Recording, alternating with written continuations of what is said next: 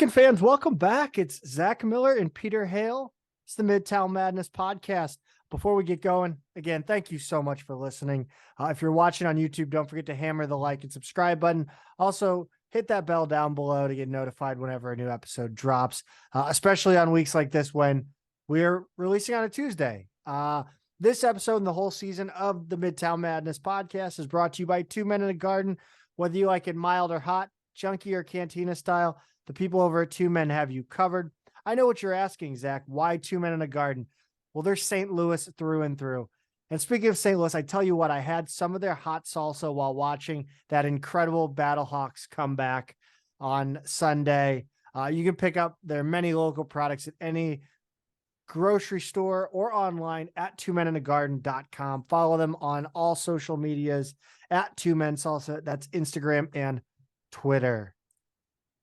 Pete, this episode could have gone two very different ways.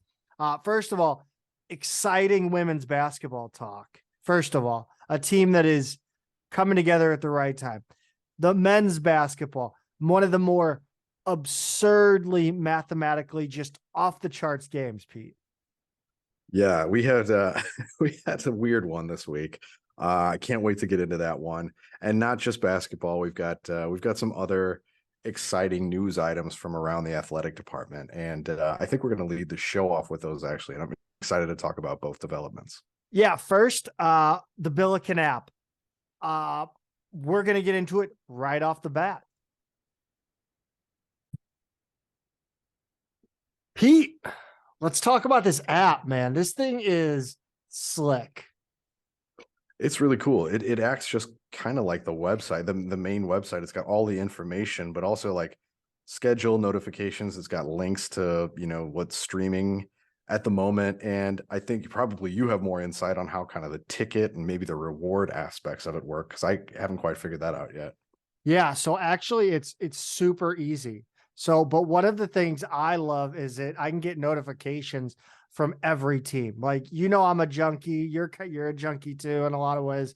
But I really enjoy getting the notifications for all the sports.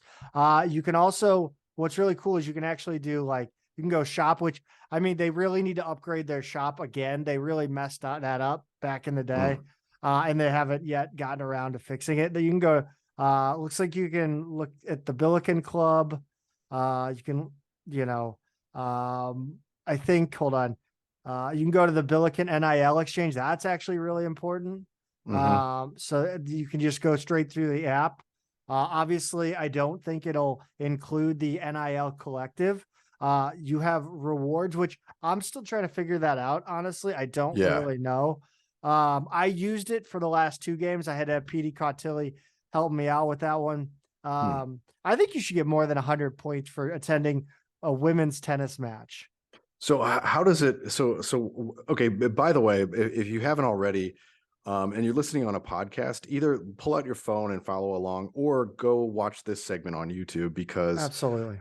Zach has his app, his screen pulled up right now and is kind of walking through everything to kind of give you a visual of what's going on. But explain to me how you get points for attending a match. Like, how does it know you went to a game? I assume you have to get the tickets and everything through the app.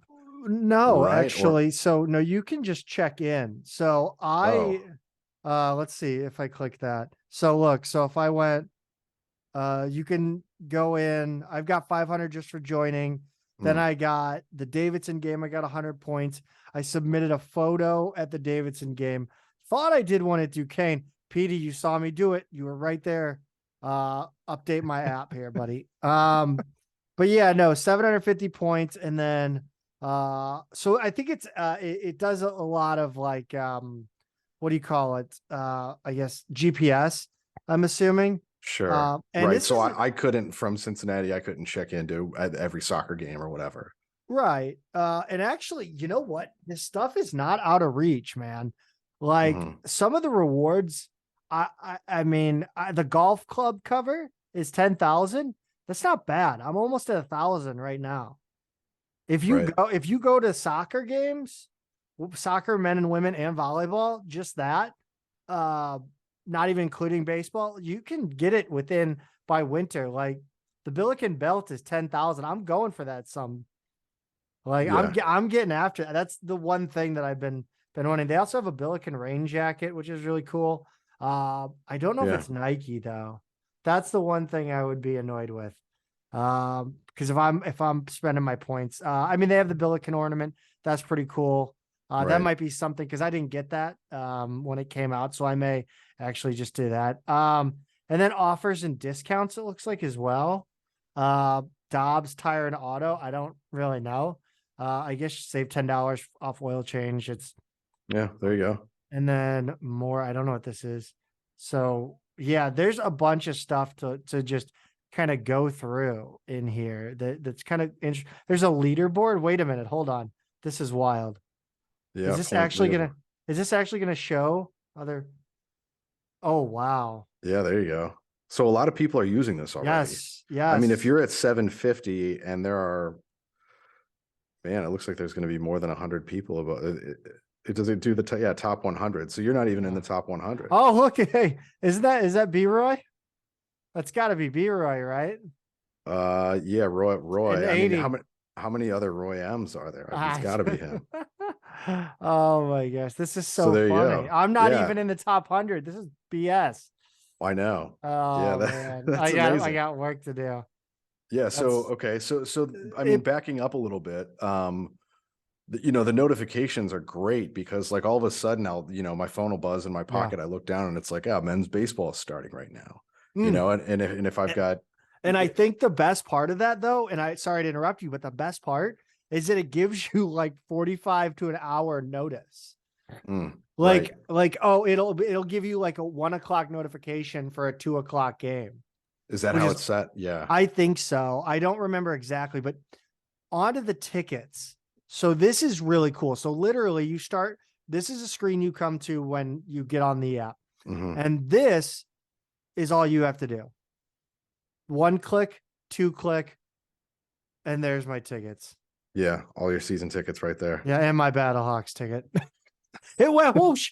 Well, hold on. I can get to my Battlehawks ticket through this Billiken. This is awesome. Well, this is already awesome. It's like it's talking to your Ticketmaster account. Well, yeah, but like if you were like, I don't know if you don't know this, but people will recall like you could not get your Billiken tickets through like I could never get it through the actual Ticketmaster app. I had to put a what do you call it? Like a bookmark to my home screen that went to the SLUBillikens.com ticket portal. So you didn't have to stand there in line and navigate to it. No, not anymore. No, right. This is completely. Yeah. But I mean, that's why you did it in the first place, right? Yes. And I'm afraid to open these. I didn't even look, but I'm afraid they have a QR code. I don't know how that works. But I'm afraid of whatever, but yeah, that's pretty much it. And it's got everything, logged in. So, what did I just do? I didn't. So when you log into your account here, that seems like it's separate than rewards. Yes. So one thing that was just explained to me is there are 3 different accounts. There is your Billiken app account, there's your rewards account, and there is your season ticket account. And that is about the only downside I've seen to this app. Right. So it's an exciting thing. I think they tried to release an app maybe 5 years ago. I want to say it had to be like PD Cautilli's first year. I think they tried an app and they tried Billiken Rewards a while back and it just didn't work. But this feels like, time has passed. The technology has advanced, but it's cool because you can see, oh geez. It's got the calendar right here. So no events today. Tomorrow, women's tennis versus Missouri Western at St. Clair. Then men's basketball at Richmond. And you can go in here and you can get the live audio right from the app. Yeah. Or the live video too. Yes, I mean, it take you right to ESPN. So audio, stats, video, it takes you right there. And then it's got listed where the TV and radio are. Yeah. If you want to do it off of the app or whatever. I mean, it's just like, I just love information, right? Yes. I love having quick access to information. And this is so much easier than having to like pull up a website Oh yeah. on your browser and figure it all out. I mean, And this you, is it really it's very cleanly laid out and everything. yeah, like look, you can, oh, this is neat. Look at this. Yeah, you can pull up the full Well, calendar, full no, month. I know you can pull up the full calendar, but if you look at like how did they do, right? So Wednesday the first we went Oh, 1-0. On Friday the third we went 1-1. so it's like the overall athletic department Yeah, record on a given that's day. kind of neat. Yeah. Oh Wow. my god. That's something I didn't see before. But yeah, Yeah. so that's it for the Billiken app, Pete. I think it's a great job from the athletic department. I believe it's done by Sidearm Sports, which I think Chapley doesn't like, but I mean, Yeah. they did well. It's presented by Royal Banks per usual.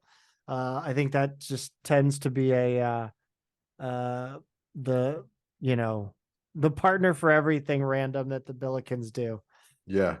Yeah. I mean, it's simple, it's functional, it's laid out. There's not a whole lot of I think some apps add too many bells and whistles to make it seem cooler than it is. And this is just like, nope, it's all about form and function. It's very simple, easy to use. And yeah, I like it. I think it's a great addition.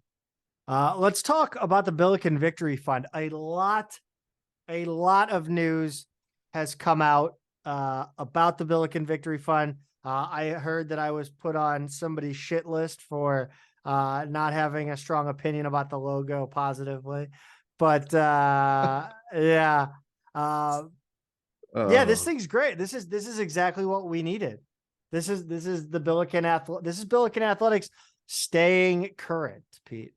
It's an absolute necessity to compete today is what it is. So the Billiken Victory Fund, I mean, what we know so far, so Troy Robertson, former basketball player, is the president, and then the other board members are Scott Highmark, Joe Wiley, Jody Peterson, Gerard Carmody, and Mark Scoggins. So this is a collective, right? Like you're hearing that word in the NIL era. It's not a sponsorship vehicle.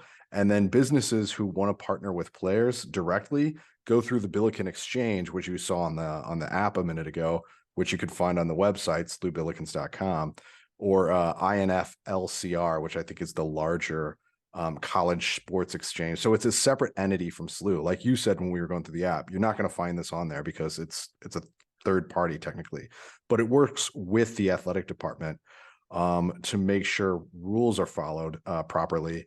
And then it partners with SLU athletes directly to invest in and support them. You can reach out to them on Twitter at Billiken V Fund, or they've got an email address, info@billikenvictoryfund.com. Now, Zach, one thing that I'm still trying to wrap my head around here is all of these collectives are launching with kind of a charity element to them. So the way that they worded it is that those who are compensated are required to fulfill an obligation to a charitable organization arranged by the collective or of the athlete's choosing. Have you seen examples of this yet and kind of how that works? I haven't really, I don't know. I haven't quite understood the charity element of it. So just in my initial guess, because I love doing initial guesses. I think most of the time I'm fairly on the mark, but my guess is that the collective either has a specific charity in mind, say, I don't know, some sort of cancer research, Autism Speaks, something like that. So either they have, there's one main one that the collective is funding, right? That they're, or they're using. And then basically they would pay the players to sponsor the charities or do the charitable work. Right. So I think that the charity has to be there because otherwise you're just paying players, right? Like, because the way that I kind of look at a lot of the collectives is I think they operate a lot like a political action committee, right? Like a super PAC or a PAC. That's what that means. I didn't know that. Okay. There's a pool of money, right? And you're feeding money into various political campaigns through that, and you're kind of trusting the people who run the PAC to feed it into the ones of your interest, or I guess you can give directly. But regardless, yeah, I mean, a lot more money can go into politics through the formation of those. Another subject altogether, but I think they behave a lot the same way. And if you have the charity in there, there's that kind of third party to lean on that's kind of saying, hey, we're not just giving money directly to players. Yeah, I mean, so look, I guess to make it all legal and on the up and up and benefit a charity, fine, however it has to be. The fund itself is a registered 501c3, and any individual or business can contribute directly to it.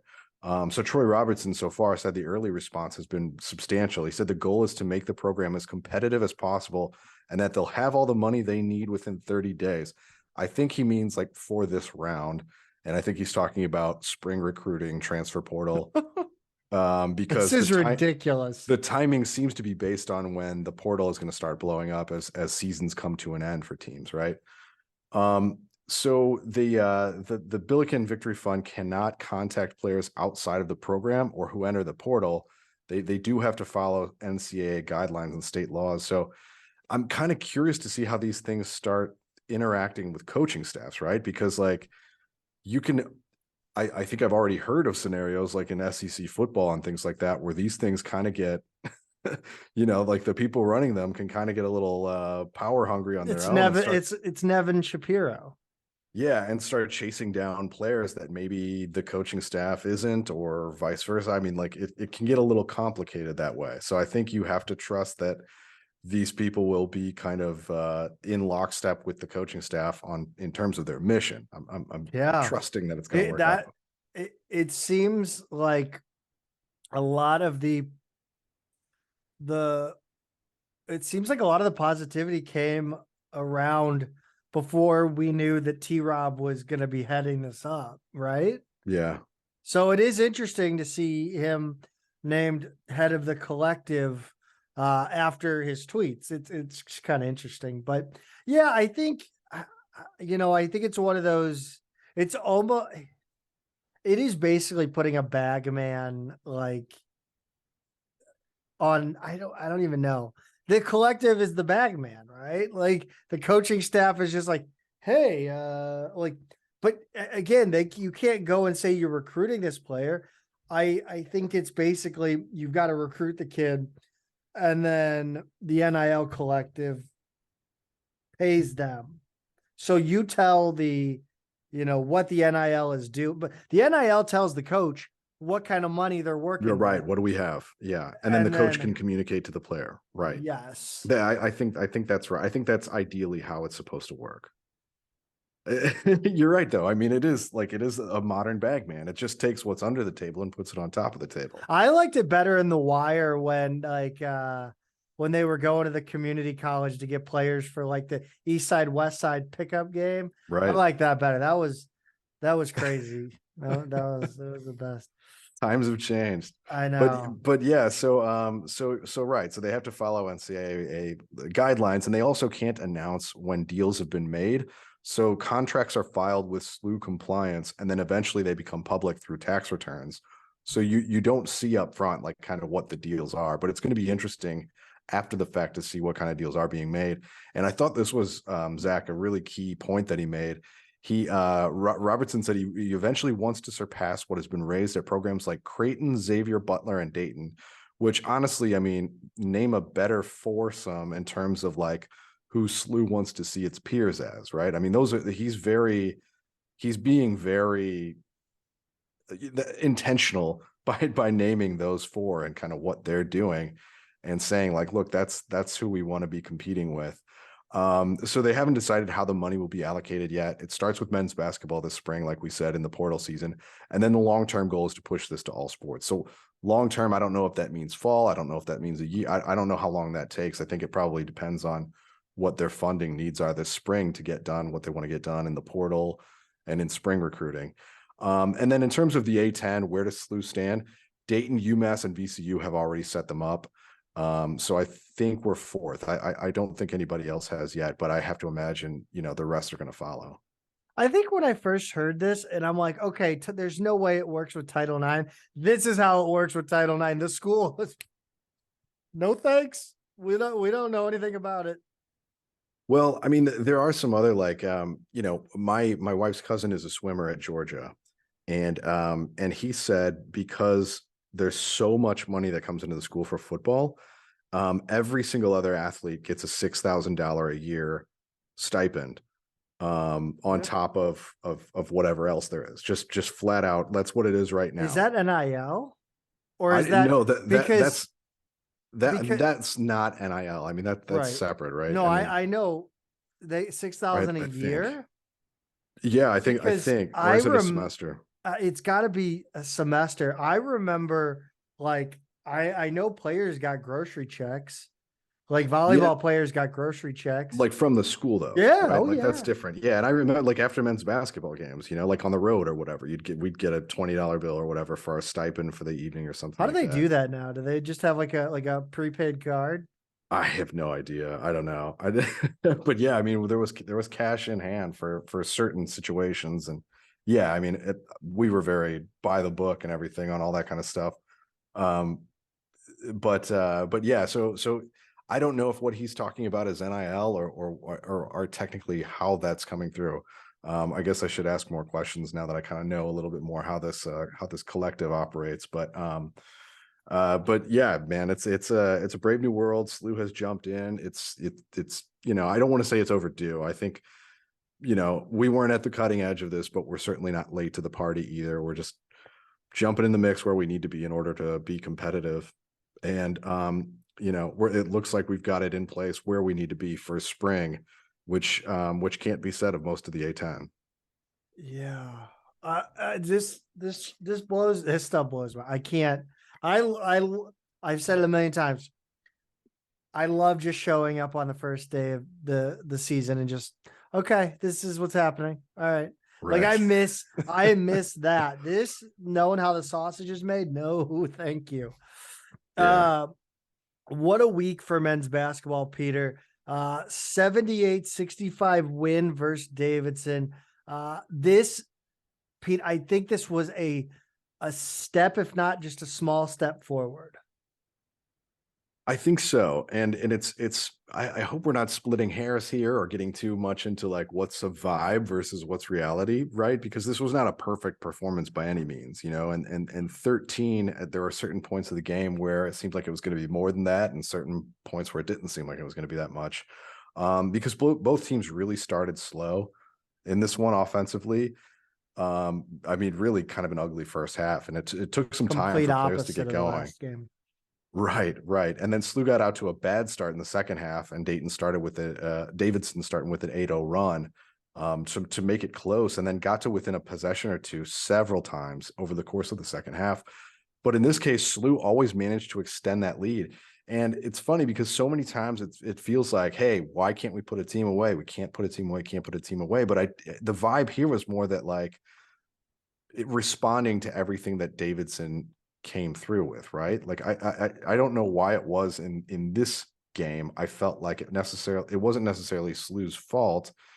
They weren't like failing to execute and letting Davidson back in. I felt like they were like Davidson would just make some good plays, make some shots, and then SLU would respond. Maybe I was just in a better mood watching this one though. I don't know. No, I think you got it. I think this felt like SLU was in control of the situation. They had it under control. It was that Lovie Smith bend don't break defense, but in like basketball terms, like they'll come back, they're gonna make their play, they're gonna make some changes, they're gonna get back in the game.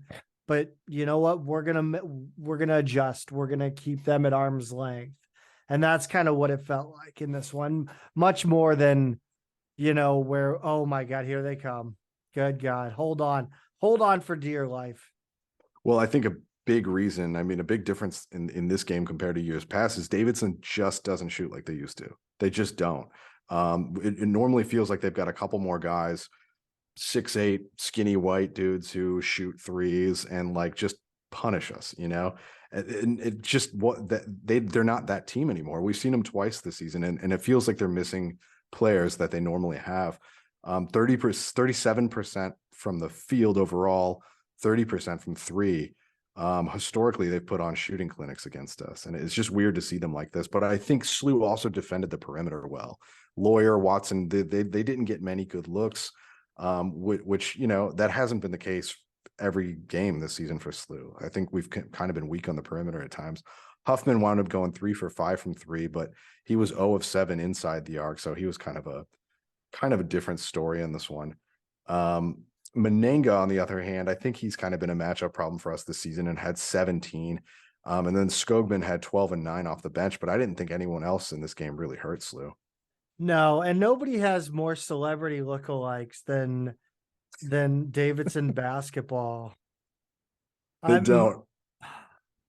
I mean, the one that always jumped out to me, Huffman is a dead ringer for Dave Franco. A dead ringer, scary. Yeah, it's scary.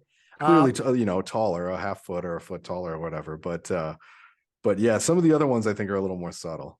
Menenga, I think, looks like John Barinholtz. Also, speaking of Dave Franco, did you see the Allison Brie video? I did not. So, and then the other one is Foster Lawyer looks like Nick from New Girl. Okay. Yeah. So, impressive job recruiting celebrities to Davidson. On the Billiken side of things, Collins got 800 assists in this one. Well, he got his 800th assist in this. Yeah, that would be a crazy record to break, 800 assists in a single game. But he had 11 points, 11 assists, so very typical game for him. But did reach that 800 career milestone, and some of them were really nice too. His 800th was on a Jimerson 3-pointer, which turned out to be pretty appropriate. As Jimerson finished with 24 on 9 of 20 shooting, but he was 6 of 12 from 3. And Yuri set him up nicely on a lot of those. I thought they were both really good in this one. Yeah, Jimerson's really been in his bag the last couple games, yep. And I think a lot of it. I think he almost sets up his 3-point confidence with 2 points. Like it's almost like setting up your passing game with the run game. It's wild. It's been interesting. It feels like he'll miss a couple early on, right? And you'll be like, is he off today? And then he'll get like a backdoor layup, right? Or he'll wind up on in transition. He'll get out to the rim or something like that. Hit a little mid-range J or something in the half-court offense, and then all of a sudden, the next couple 3-pointers he takes, he can't miss. I think you're right on the money there. I wish he had a little more Chris Herron in him. Sure, like a little more, just like a little edge to him, because the dude just get harassed, and I wish he would just maybe one time just I don't know. He plays with very little emotion. Play to the crowd a little bit. I don't know. I want to see a little more Chris Herron out of him. Pickett in this one bounced back from a brutal stretch. And I think Ford even mentioned it after the last game on the radio, or you mentioned both ones, honestly. Yeah. He needed this one. He had 16 in 23 minutes, 5 of 7 from the field, didn't turn it over, stayed out of foul trouble. He's been sloppy lately, right? And this game, as you said, big bounce back game. He really needed it.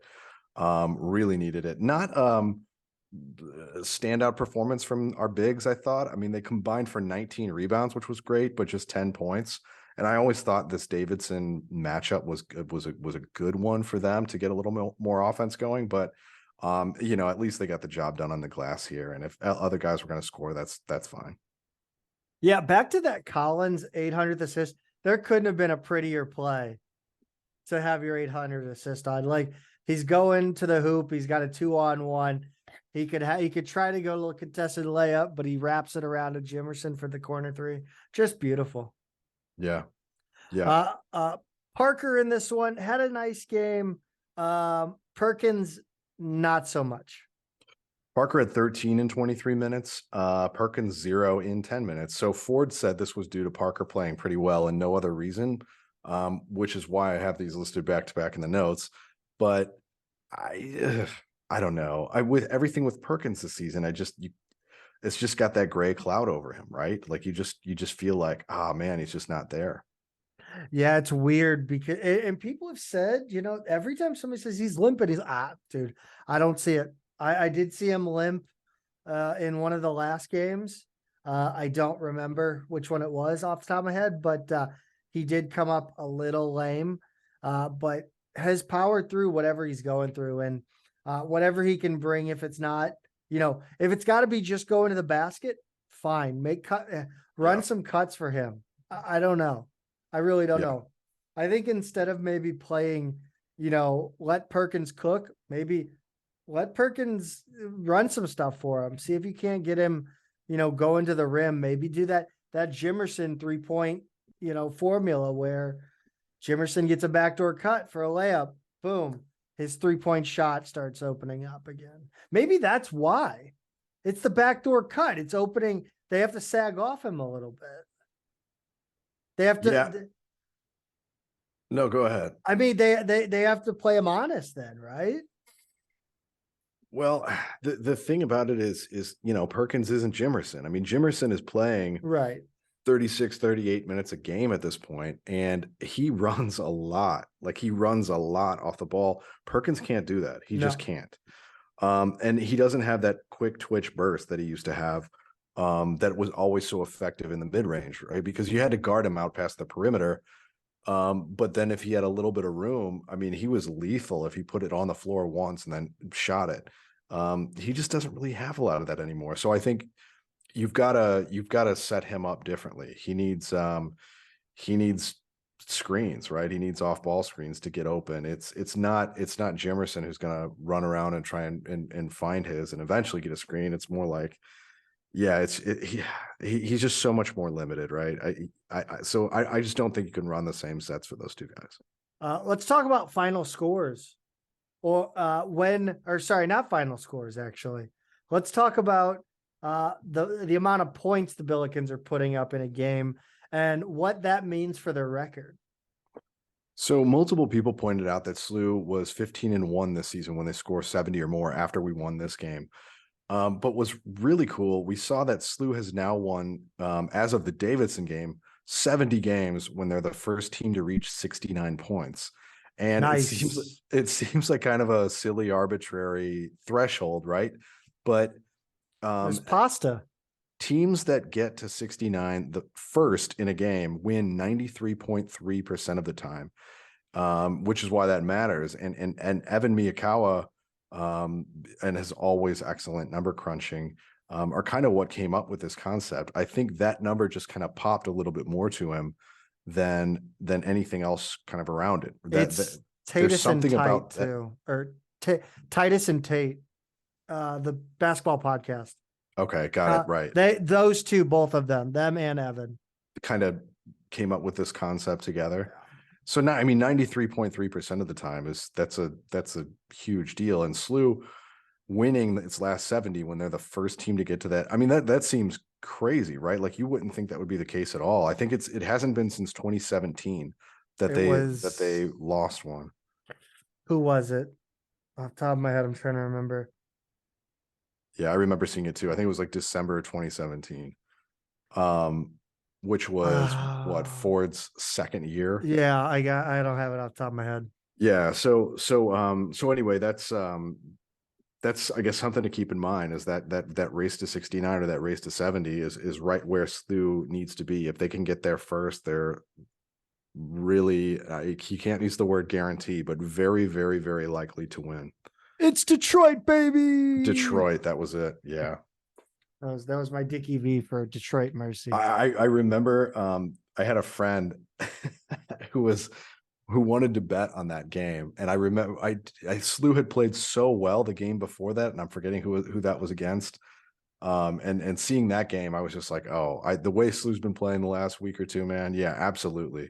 And we wound up losing that game, and I have never given him gambling advice. That's the last loss. Oh yeah, okay. Right. I don't bet. I think I've eliminated a lot of people texting me because they'll text me and ask me what I think of the Billikens, and I have flat out refused to give them any advice. And I haven't bet on the Billikens since Ball State lost Cruz year. I think it was last year. I would be completely broke if I bet on this. I mean, as closely as you and I follow this team, there's no way I could predict what they're going to do. No way. No. Pete, I think for as much as I liked what I saw as a step forward in the Davidson game. I think that I even liked the Duquesne game better. And that was a 90-85 win. This game was really unusual. Everybody felt a little slap happy after this one. And you're really, I know you're going to get into why, but I think it started out with a nice giveaway, Zach. Yeah, dude, I'm not going to lie. Like the Billiken athletic department, as far as fan service goes, are doing a fine job right now. At least for basketball's sake. And the app will cover basketball, obviously, but this hat, really nice. I mean, I can't wear it forward. This isn't the hat, by the way. I can't wear it forward because it just fits weird on my head, but it does look nice backwards. It's a flatter bill. It's a snapback. It's definitely giveaway, like quality, like durability probably, but like good on the athletic department for picking a fashionable item, right? Like so many times we see giveaways and they're just kind of like, when is anybody ever going to wear this? Yeah. Other than like laundry day. Right. So, but yeah, no, I like it. It's gray. It's got the Billiken on the front. It's got, I think it's SLU Online is the SLU Online doctorate degree program or whatever it is. I think they sponsored it. So, what's weird about this game is it was so close. And I didn't think the Billikens had a bad game as a team, and nobody individually had a bad game. I agree with that. I mean, I think probably most of the places where you'd pick anybody apart would be defensively in this game. But even that, I think there's kind of a reason why that's excusable too. So, like once again, the race to 69 streak is now at 71, and then SLU's now 16-1 when scoring 17 or more. But really, the story here to me is Duquesne literally could not miss in the first half. They started 7 of 7 from 3, and then finished the half 8 of 11. It was wild to watch, Zach, because you felt like, we're kind of executing on stuff, and then Duquesne would just come down to the other end and jack up a 3, and a lot of those were contested threes. They weren't great shots. I mean, look, some of them were great, and nothing shady about any of them. They just hit shots. It was wild. Yeah. The Billikens apparently well, first of all, the shooting was just, I mean, you could feel it in the arena. It was so weird because everybody, the groans, you could hear the groans, but it was like, you also nobody could really sit there and be like, defend. Because it was so weird.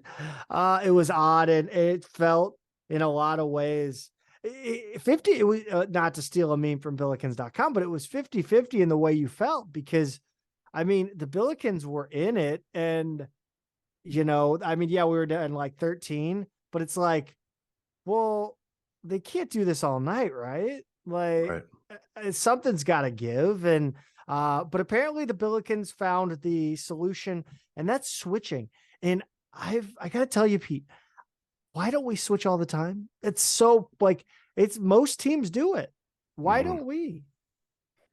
Yeah, especially because our guys, we've picked on them in the past for this. They don't play off screens very well at either end. They're just they're not crisp on screens. They look like, especially Javante. I mean, you screen his defender and he looks lost for a step or two before he finally catches up with the play.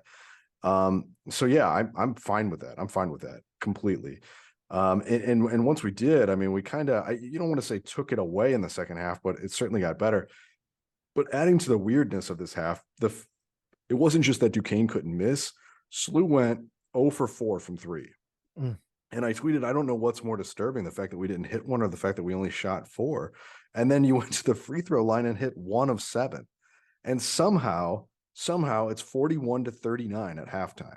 Like everything that you see right there, you think, okay, Duquesne hits 8 of 11 threes. SLU is 0 of 4 from 3, 1 of 7 from the free throw line. I'm thinking, we're probably down 21 at halftime. Like that just sounds like a nightmare. But the rare occurrence here that kind of made things possible for us to stay in this 12 turnovers forced in the first half. And then they also grabbed 9 offensive rebounds.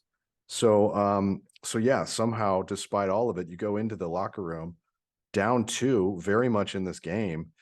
And what a strange half you don't feel great about, but you're also going, we did a lot of things fine, and Duquesne can't shoot like that all night, can they? Yeah, I thought Travis kind of said it well at halftime. He said, like, we're down 3. I think we're doing all right. They made some tough shots. Yeah. That's a helpless feeling as a coach, right? To like have your guys doing the things they're supposed to do, and you just ran into a team that's shooting out of their minds. Yeah, you mentioned the turnovers, and I think the forced turnovers. Mhm. I think a big part of that was Larry Hughes Jr., who, by the way, ballsy move from Coach Ford, first of all, because if you remember, and I don't think you forgot, Larry Hughes missed 3 free throws in a row early in that first half. And Ford could have said, nope. He could have been like, yoink, get on the bench. Yep. You're done. But no, he let him play through it. And I'll tell you what, I thought Hughes on the defensive end was outstanding. West Pine Bills tweeted about it. People talked about his length. Yes. He was outstanding, his energy. And then he hits a big balls mid-range jumper. It's not just his length. He has a really good, he has good hands. He has really good hands. And his sense of timing is impressive. Like, just a really good instinct as a freshman. And it kind of makes you go, we should be, kind of designing the defense to force a little bit more turnovers. You know what I mean? Like, if you call it bend, don't break, Lovie Smith style, I think there's got to be a little more, well, why don't we take some more chances here? Because having a kid with that kind of length up front there, he doesn't play huge minutes, but how many times have we seen him on deflections or outright steals? I mean, getting those little, I don't know, active hands plays to turn it into a transition is just so rare for us. I think we need to play to that strength a little bit more. Do you think maybe Travis has kind of gone away from the ball hawking, in your face defense? Mostly, well, obviously we don't play defense that well. Communication is not all that great, but do you think it's with the offense struggling, maybe try to prevent easy buckets by over committing, being overly aggressive, and therefore, kind of compensating for our lack of offense at times? Sure. I mean, there are times where, at the very least, you can kind of change up a look you're throwing at a team, right? I mean, like, sure, it might make you more vulnerable if you're down to having a lead expand on you. But at the same time, if it's not working, take a chance, try something different. So yeah, absolutely. I absolutely support that. And you got to make yourself harder to scout too, right? Like, teams have to know that they can see more than one look from you defensively. Unless you're Rick Majerus. Sure. But I mean, when you play everything that soundly, it doesn't even matter. I know. You talked in the notes here, the second half being much better for the Billikens. SLU got up to a 14-point lead with 66 with under 6 minutes left. Then Duquesne got to within 3 with about 2 minutes to play. You asked, why does this keep happening? Both offense and defense was clicking to build that lead, and then SLU got ice cold, turning it over, missing front ends, not keeping up the defensive effort. Pete, what did you see besides that? Like, I mean, this drives you up a wall. It does. I mean, when I was a manager under Brad Soderberg at SLU, he had a few different calculations that, were pretty standard stats that he kind of modified a little bit, right? Like, he had, I think he called it his PER, that was like possession efficiency ratio instead of points per possession. And one of the tweaks he threw in there was a missed front end on a 1-and-1 free throw was a turnover, right? Because you're essentially you're not only missing your point on that possession, but you're robbing yourself of another possession to get a point. And so missed front ends are always something I've been like so sensitive to. So yeah, that in and of itself was driving me up a wall. But something that was weird here is I don't think Ford subbed for like 9 minutes in the in the final 10, 11 minutes of this game. And for a while it went well. And then it seemed like these guys may have been getting a little tired. I mean, missing front ends is a sign of fatigue, right? And in the end, it paid off. These guys kind of came together. They rallied. They found that last bit of energy they needed to win this. But for a while, it was like, we got to get these guys subs for a minute. You know, it doesn't have to be, if these are the guys that you want to finish the game with, fine. But like, look at when your media timeout's coming up and give them 30, 45 seconds, you know, give them a couple possessions. I thought that was wild that he just kind of stuck with the same group all the way down the stretch. Yeah, I want to talk about that 6 minutes following, or sorry, the time following 60 or the 80-66 when it got to 80-66. Right. So yeah, so about 6 minutes left. Yes, so 6 minutes timeout. Billikens force a miss, can't control the rebound. Duquesne gets the ball, hit a three. Billikens come down court. And Okoro chases a ball that I thought was going out off Duquesne. Yeah, I don't me know. too. Called that he stepped on the line, questionable. Duquesne comes back and scores off 3 offensive rebounds at the rim. Stagnant possession for the Billikens with a Uri pull up with the clock running down, misses. Pickett gets the rebound, fouled, but jump ball is called. Questionable foul on Hughes on a steal attempt. Yeah, where Williams kind of tripped a little bit. Yep. 50% shooter makes 2 free throws. Jimerson comes down, misses the front end of the 1-and-1. Okoro fouled quick on a rebound, misses front end of the 1-and-1. Grant hits a step back 2 for Duquesne. Jimerson pushes off on the baseline. Duquesne flare screen in 3. Collins finally takes matters into his own hands and gets a 2. Awful foul on Collins on his, I think he stumbled again, another stumble. And Collins was kind of over top of him, went to tip the ball away. And then Clark misses a 3 on a great slew closeout. And that felt like ball game. Yeah, I mean, did it though? It did to me. It almost didn't feel like ball game until it was, because like this was another one where it was just like, oh God, we just left enough of a window open for them, didn't we? Because like, you know, it felt like ball game to me when it was 80-66, honestly, at 6 minutes. I didn't know what you went through. That many things could go wrong, you know, like you got to think, one of those guys is going to hit the front end of a 1-and-1, you know, They're not going to step on the line. They're not going to get called for a couple weird fouls. Like that many things happening in sequence is pretty wild.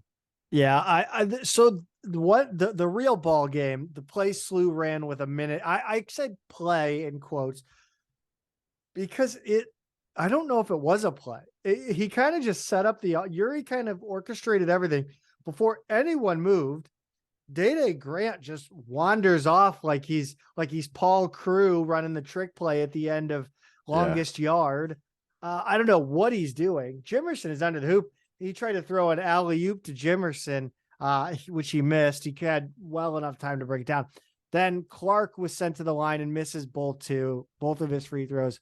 And that was really ball game at that point. Right.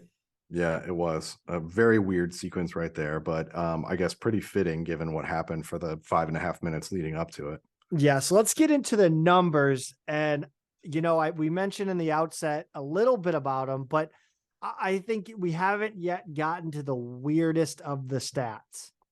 No, we haven't. Although I do want to, like, when Duquesne was down 3 with 13.3 seconds left, they had that they almost came up with a steal, right? Like they had that 3, almost came up with a steal. There was that long delay, Slew inbounds again, and they almost came up with another one before I think they put Pickett on the line there. So I think it is worth noting, like, Duquesne did have a chance to tie that. a couple times right at the end there, but you're really, I mean, the stat that you're pointing out here is there's two of them, right? Yes. And the first one is 3-pointers. SLU, 1 of 6 for the entire game from 3. Duquesne, 15 of 28. And we already highlighted that they started 7 of 7, right? So you're gonna have a good night when you start 7 of 7. 15 of 28, I would take any game, any opponent ever. 1 of 6, Zach. I don't know what to make of that. How do you only attempt 6 3-pointers in a college basketball game in 2023? I mean, I get it if it's like 1986 and your offense isn't designed to shoot threes yet, but like, what on earth? 6 3-pointers? I think the next stat really paints the picture here as to why the Billikens only shot 6 3-pointers. Yeah, points in the paint, SLU 70, Duquesne 20. I mean, I guess, yeah, the moral of the story is we got whatever we wanted in the lane, right? I mean, when a team's scoring that much inside, 35 field goals in the paint is insane. I mean, that's almost 1 a minute for the entire game. So it's going to feel like your team is just, I don't know, when you score inside that much, it just feels like you can do whatever you want.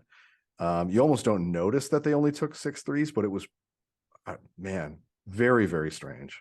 This was like a game of college hoops 2K8. One player just picks UNC to jack threes, and the other drop step dunks all game with Roy Hibbert in Georgetown.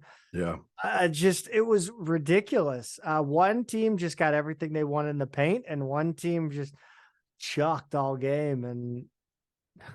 And given that reality, would you have thought that our high scorer by a mile was Jimerson with 28 points?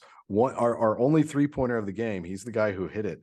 But would you think like, oh, he's going to have one of his career best games, 28 points on a game where the whole team hits just 1 3? I would have thought like, oh man, I wonder if he's, pushing the 3-point record in that game. Nope. Backdoor cuts, man. Well, we were pushing the 3-point record, but 3-pointers against in a row. I think we were pushing it. A couple of decent games from Okoro and Collins in this one as well.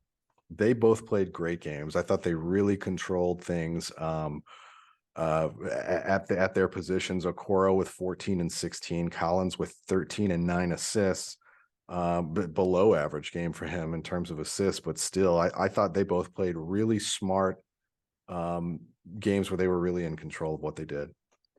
Pickett, second straight game. We talked about it in the last one. Yeah. I think everybody and their moms that watched the Billikens in the non-conference was thinking that Pickett had to be the X factor, especially now seeing that Perkins isn't giving us exactly what we hope for. He's just been really good, Pete. He has. And, and also Zach, because like very early in the season, he was great in a few games. And you thought like, oh, wow. Okay. So even if Perkins isn't going to be 100%, there's a guy who can just get a lot done. And he doesn't always do it in the flashiest or most glamorous way, but he's a workhorse. And the last 2 games have really shown that. Let's talk about Day Grant and Tevin Brewer on the other side, Pete. They finished with 22 and 12 respectively. Yeah, they literally could not miss in the first half. I think Gunn and Clark in the second half kind of did more of the scoring, but it's pretty clear Duquesne's dangerous when they're shooting well. What's interesting to me is that they didn't really get many attempts up in the second half. I think you pointed out the switching. We really did kind of take away the perimeter from them and force Gunn and Clark to shoot more. And look, I think Duquesne went 7 of 18 in the second half. So they are 8 of 17. They were fine, right? Like they were fine in the second half. They were good. They just weren't what they were in the first half. But yeah, this Duquesne team, I have to remind people every time I talk about them, they were picked to finish last in the conference. And this is not a 15 out of 15 A10 team. Yeah, it's the short guards from Duquesne. We talked about the tall, lanky kids from Davidson. It's always the short guys with Duquesne, whether it be sincere Carey. All those guys, it's always something. Who is the one with 3 names? I'm forgetting his name now. You can't stand him. He was a punk. He's like 5'7". He was like Austin McBroom light. Yeah, but Which is a sad nickname to have. he jacked threes against us. But yeah, regardless, the little guards from Duquesne. But another guy, not a little guard, Joe Reese, 6'8", had a good game, finishing with 15 and 8. So he actually went to Vashon for 3 years before he transferred to East St. Louis, and he played his first 3 seasons of college ball at Old Dominion, then Bowling Green for a partial season, and now he's finishing up at Duquesne in his 5th college year. He actually played high school ball with Terrence Hargrove for a year at East St. Louis. Hargrove a junior, he was a senior, and then he was on a Brad Beal elite AAU roster with Okoro. So yeah, there's definitely a little bit of a shared history there, and I thought Duquesne really did a good job feeding him in the second half, and I saw that they got a picture with I think the whole East St. Louis current team came out to see those guys play each other. So that was kind of cool. Tavian Dunn Martin is the biggest D-bag in the Atlantic. Tavian Dunn. I knew it was 3 names, and I could not come up with it. Yeah, he's out there somewhere now, isn't he? Where's he at? Well, no, I just saw Sincere Carey is at Kent State. They're one of the better teams in the MAC. That was on a screen at a place I went the other night. But he is Florida Gulf Coast. He finished up last year at Florida Gulf Coast, and I don't know what he's doing now. Probably selling insurance. Yeah. I think we got to remind people here, like SLU scored 90 in this game, which is not a barrier we hit all the time, despite hitting 1 3-pointer. Which it's just every time I think of that, Zach, it blows my mind. This seems like it went the way that Travis expected Fordham to go, in that we got everything we wanted in the paint early and continued to get it to the end of the game. Whereas against Fordham, we were getting everything we wanted in the paint and then couldn't translate it to the second half, and just ran out of ideas. Yeah, I think you're right there. And part of that is execution. Part of that's effort. I mean, there's a few different factors there, but I don't think I've ever seen SLU get what they want inside like this, unless they're playing like a Harris Stowe or, one of those teams that we just score 125 against. This game took entirely too long to complete. There were so many reviews. This was almost 2.5 hours long. Somebody said it was like the amount of times that they went to the monitors.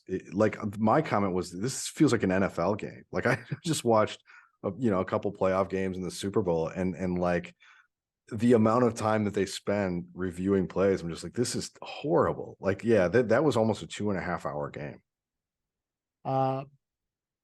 Pete, let's talk about a story that came out that it's fairly unusual, Peter, for a piece of Billiken history to escape one of us. But this next story, neither of us had any clue about. No, I mean, it was a name that I've heard before, but I didn't know the story at all. And it's weird how it came to our attention. CBS Sports during the Davidson game, they did a little featurette coming in from a TV timeout, like a Black History Month kind of special.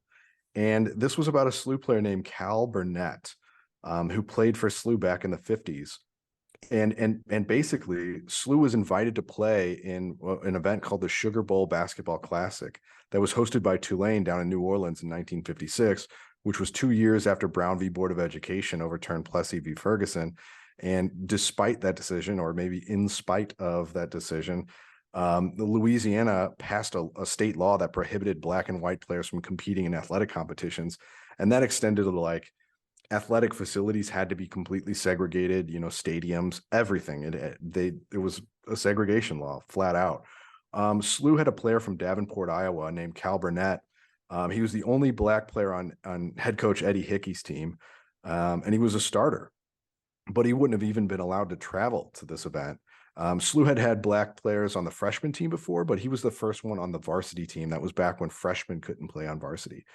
And SLU, stepped up here. It was pretty impressive.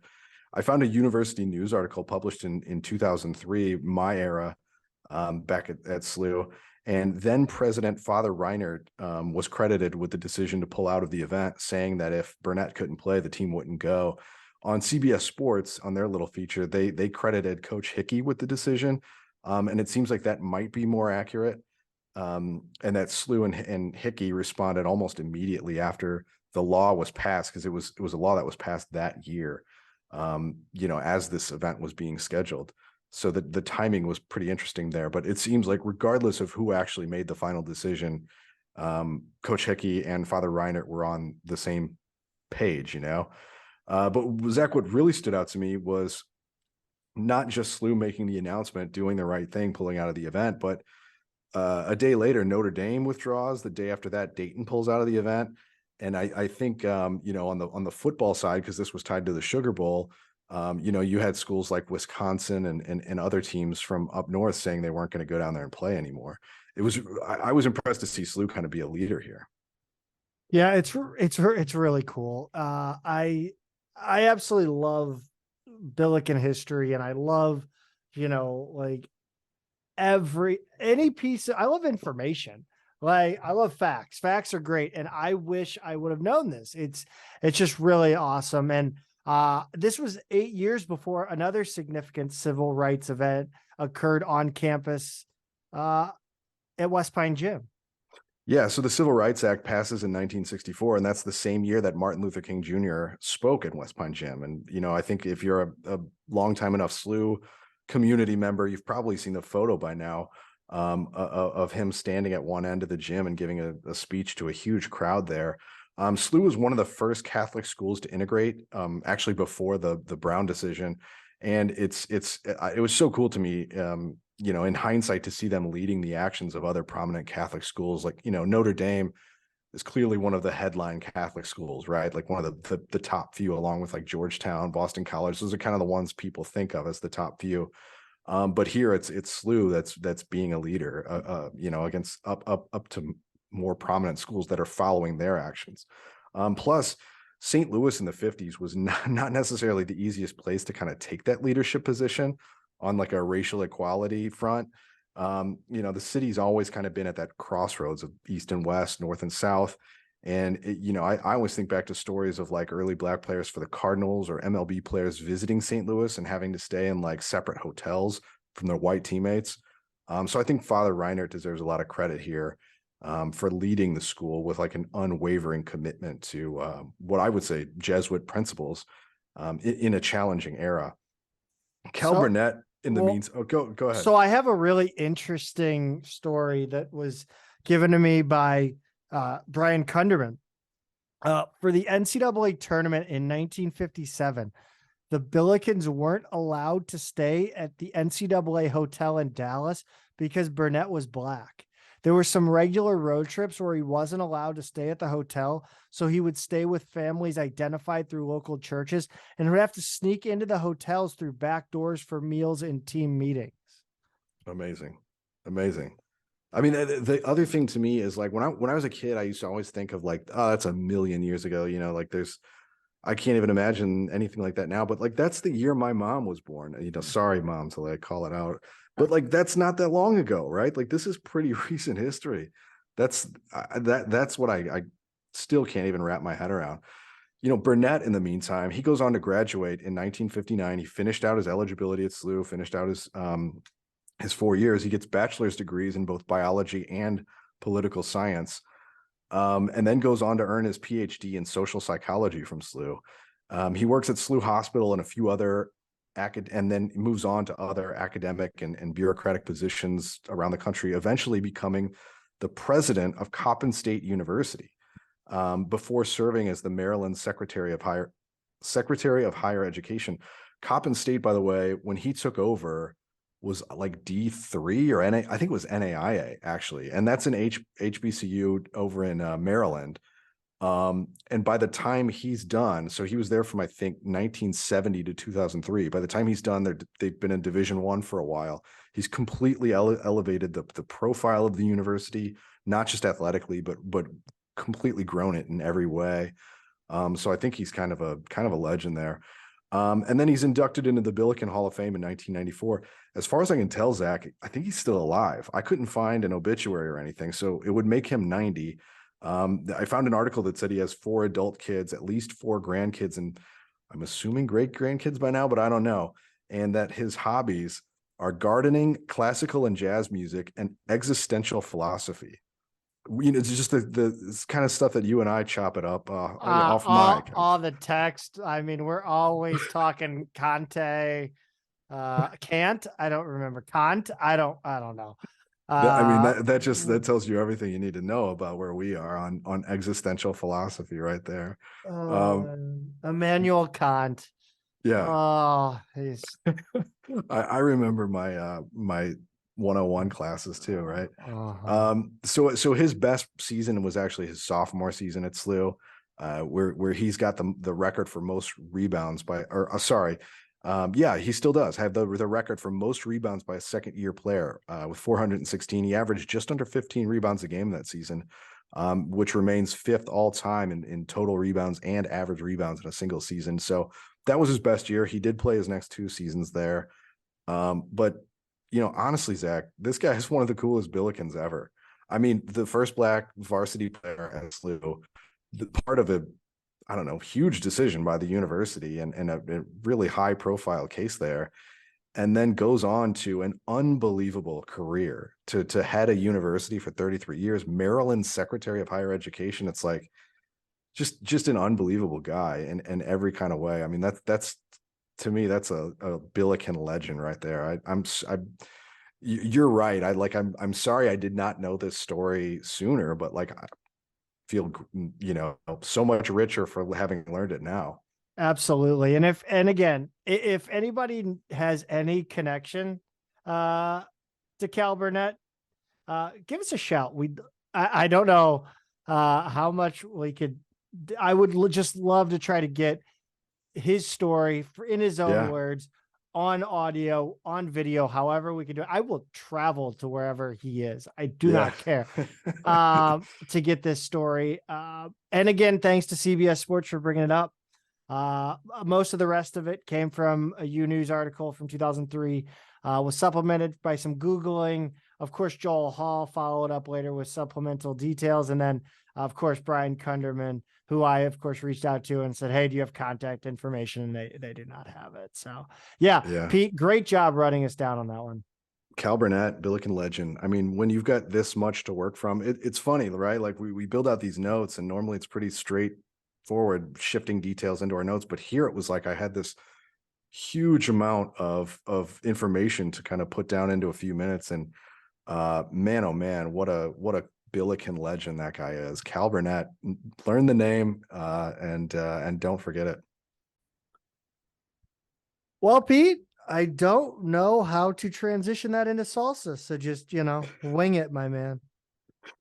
You don't want to be like one of those local news clips where they're giving the details of like a homicide and then they're right into, well, it's the annual pumpkin patch run or whatever. Like there's so many clips on local news that are goofy like that. So yeah, there's no need to even try and segue that. But I will tell you, Zach, as everybody knows, I got my favorite 6-pack in last week from 2 Men, and I started with the medium this time because you said it had some sneaky heat at your Super Bowl party. I don't know if I agree. I think I might have a higher tolerance, a higher threshold. I don't want to call you out. Dude, you know what? I chew a lot of gum and I'm assuming that it tears the tongue, it's a little more sensitive, It's gotta be it. Yep. It's gotta be. Yeah, but I my favorite actually in terms of like the sort of medium tier on theirs is the sugar-free. I think it's great. I wish they would do it. I know I've said it before, but I wish they would do it for the hot and the screaming hot as well.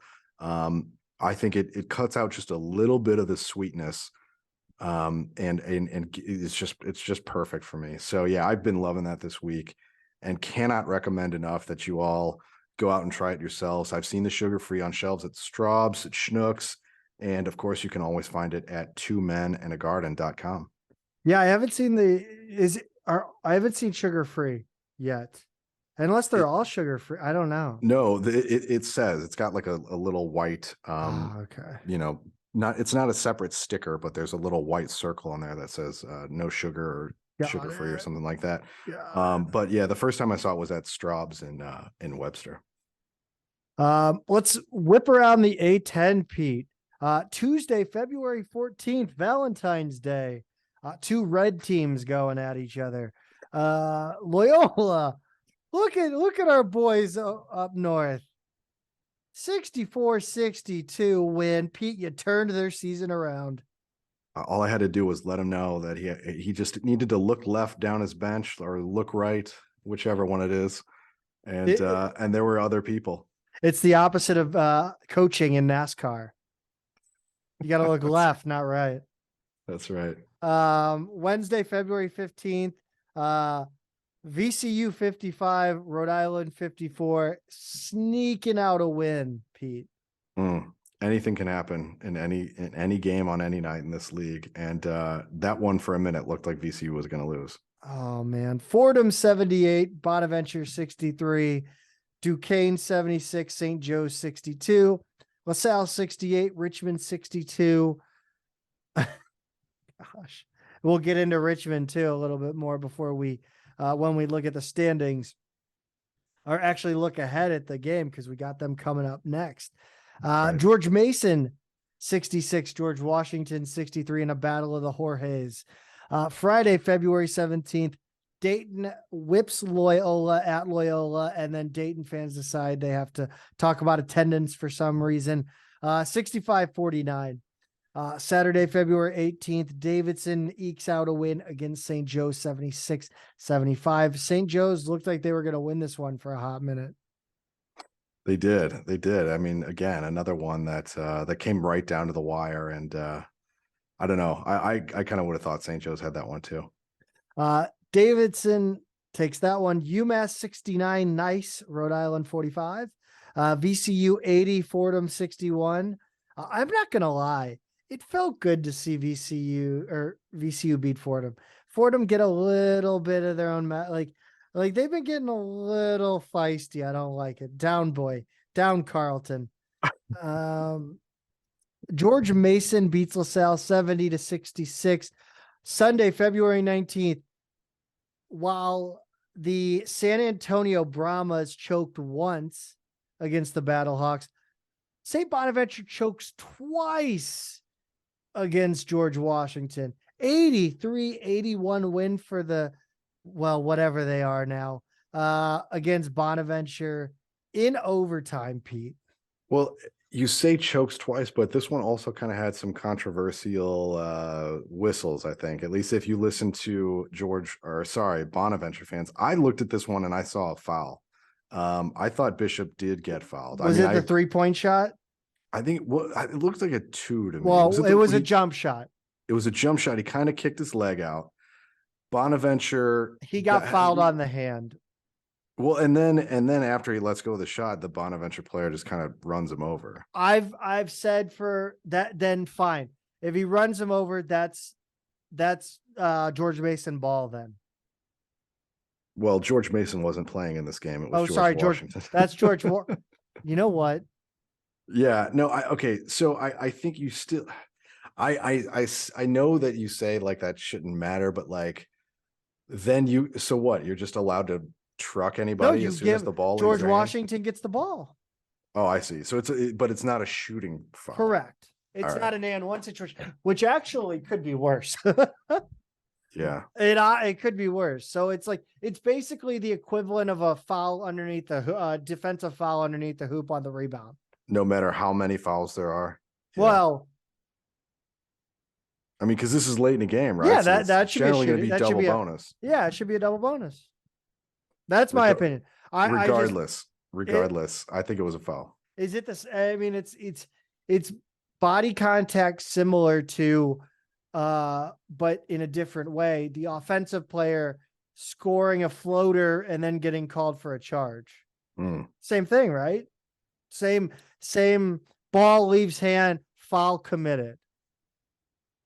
I'm going to mull this one over longer because I've always thought of it as still being the act of shooting. And I don't want to create an incentive structure that allows defenders to get too physical with jump shooters. That would actually be the opposite because it's worse than an and one.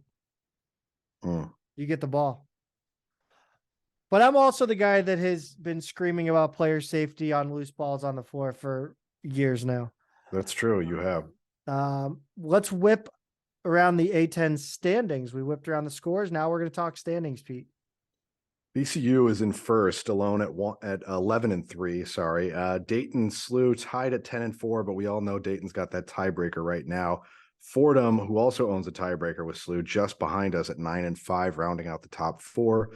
And then we've got Duquesne at 8-6, which just underlines the fact that that win on Saturday was huge for SLU, because instead of both being 9-5 with the tiebreaker for Duquesne, SLU is now 2 games up and not worried about the tiebreaker there.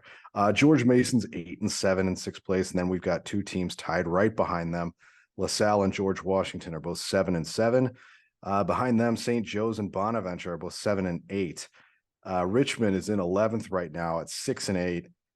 Davidson at the top of the bottom 4, 5-9 right now, but UMass is right behind them, 5-10.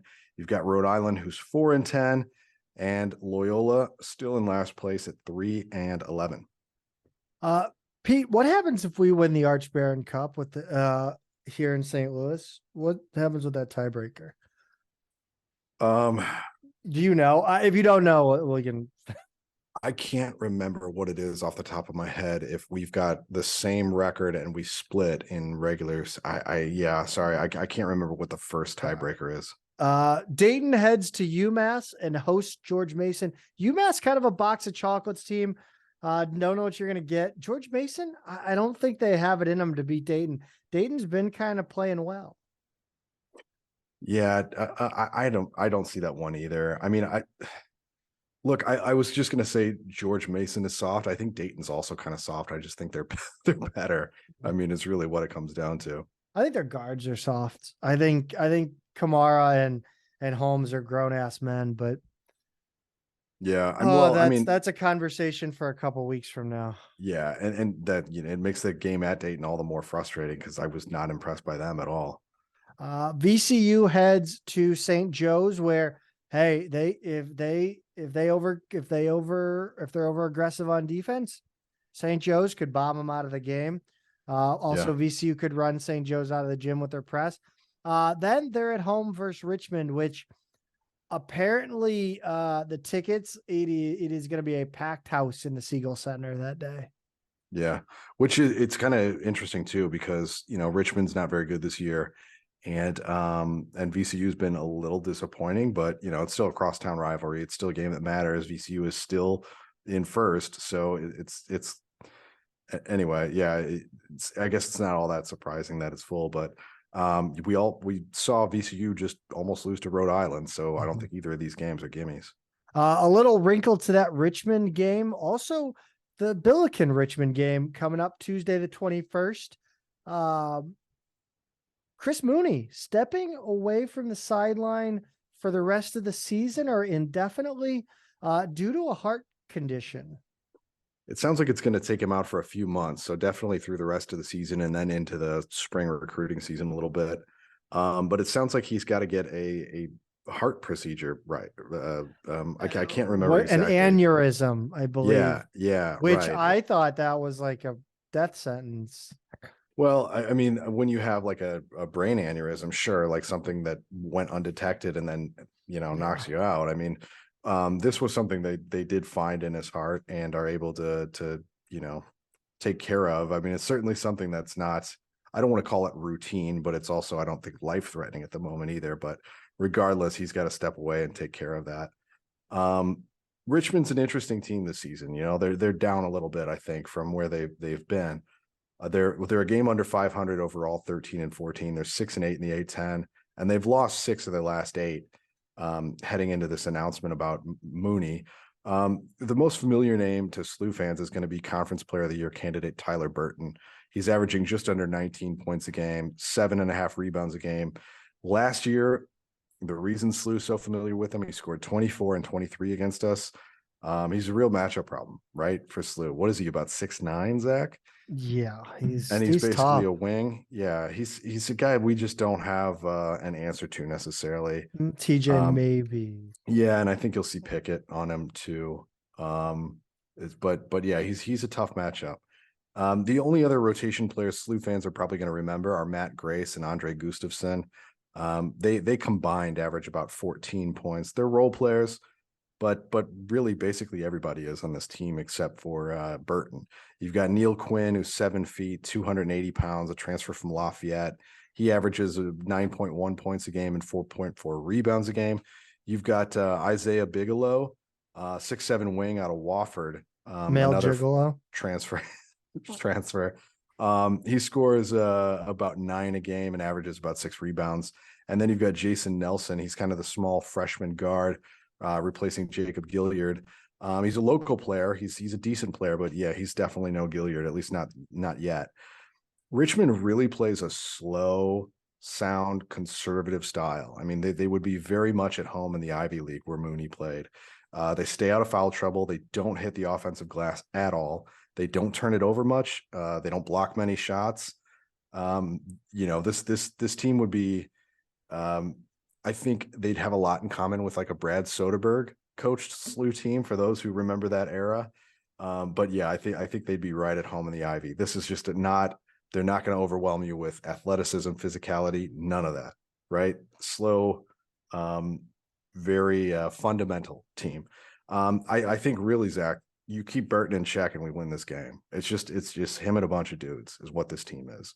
Richmond in more recent years, there were guys who were all like 5-year players who, we had kind of an up and down relationship with. But there's just one of them left. And I think if we take care of him, we've got to win this one. Yeah, that's kind of what I mean. This seems on paper, besides Burton, it's a matchup dream for us. Yeah. I mean, and it's tough too, right? I mean, it's almost like shut everybody else down and let Burton work, or like I don't, or I don't just exactly play him know. straight up. Like, I think that's what right. I think that's right. I miss the days like I talk about all the time I miss when we had Majerus and it was like, well, what's the other team gonna do? Mm-hmm. Okay, cool. We'll play defense. We'll create turnovers. We'll get out in transition if we can, but we'll, just beat them with smart. I just miss that. January 18th, sorry. Next up is Loyola. That will be Saturday, the 25th. Nice ticket boost, I'm thinking, for the Billikens. I'm sure they'll send some students down. I mean, the way they've filled their student section with a bad team, I would expect we would get a couple students down from Loyola. Yeah, I was wondering about that, right? Because it is their first year in the league.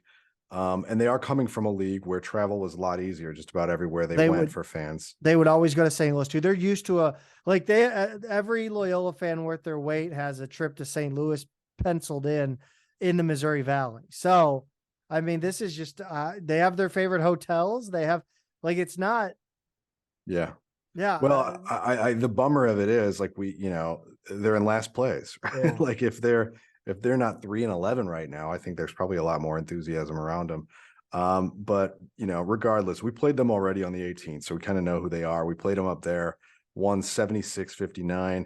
We got good games out of Perkins, Jimerson, and Parker. So all the wings kind of played really well on that one. Loyola struggled to rebound mightily. They didn't get much out of the bench, and then their bigs, probably more so than any other game I remember in the A10 so far, Zach. Our bigs just dominated them, got their guys in foul trouble, and rendered them pretty ineffective. Since that game, Loyola has gone 3-5. They've beaten Bonaventure, George Mason, and UMass. They've lost to Duquesne, St. Joe's, Richmond, and they've lost to Dayton twice. They do play Fordham on Wednesday before facing us next weekend. So it's going to be interesting to see how that one shakes out. Alston, we talked about him last time. I love that guy, except he's not very good. He bombed a 3 the other day against Dayton. I was like, whoa. I think I would like him a lot more if the supporting cast were better. right? Yeah. Like when he's one of those guys, like if he were like the number 2 or 3 guy, I think he'd be like better. But when he's got to be the guy, I there would might be some love issues. watching him play next to a Coro or Forrester. Yeah. That would, I mean, like the only thing is he doesn't rebound very well. I mean, he only got 3 against us last time. Well, I mean, I guess if you can't rebound against us. Right. Right. But yeah, I like so him. he's still the key, right? But they are starting to use the bench a little bit more. In their win over Bonaventure, they had no double-digit scorers who started, and then they had 4 guys off the bench in double digits. And then when the bench hasn't kind of gone off, Braden Norris has been effective as their their number 2 option after Alston. They're still a bad rebounding team that hasn't changed since they played SLU. Combined with the fact that they actually turn it over a decent amount, they get off fewer shot attempts than almost any other team in the country, which is pretty weird to see. There's something like 359th or something in field goal attempts. They still get people to go to that arena. Unbelievable. It's really in Chicago. It's not a pretty brand of basketball, not at all. Look, they're not going to turn it over a ton against SLU because nobody does. But maybe this is an opportunity for SLU to, like they did in the first half against Duquesne, for example, maybe take a little bit more chances. Because I don't think Loyola is very strong at guard. This just has to be a win. No other way to put it. They're in last place. They're coming into our place. We've beaten them pretty soundly already. It's got to be a win. No options here. Absolutely. Trivia question of the week. Last week's question, Pete. Which SLU head basketball coach has the best winning percentage against Dayton? I got curious because I know we haven't been great against them recently. And you have to go back all the way to Charlie Spoonhour. He's 6-1 which is good for an 857 winning percentage. And that's the best all time. Now, that does come with a little bit of an asterisk because John Bennington, a couple of generations before him, went 1-0, so he's got a perfect record against him. I think you throw that one out, and anybody Becker went 1-1. Yeah, anybody who's faced Dayton 2 or more times, Spoonhour is by far the best. 6-1. Everybody after Spoonhour, Romar Soderberg, Majerus, Cruz, Ford, all have losing records against Dayton. Romar, Soderberg, Majerus were all 1 game under 500. Cruz went 2-5, and then Ford has been 4-10. So the same winning percentage against Dayton is just throwing gas on the fire, aren't you, Peter? I'm not sure, I'm not trying to pick anything there. Look, we've got a 29-40 all-time record against Dayton. The only other guy besides Spoon who has a winning record, besides Spoon and Bennington, Rich Grauer was actually 5-4 against them.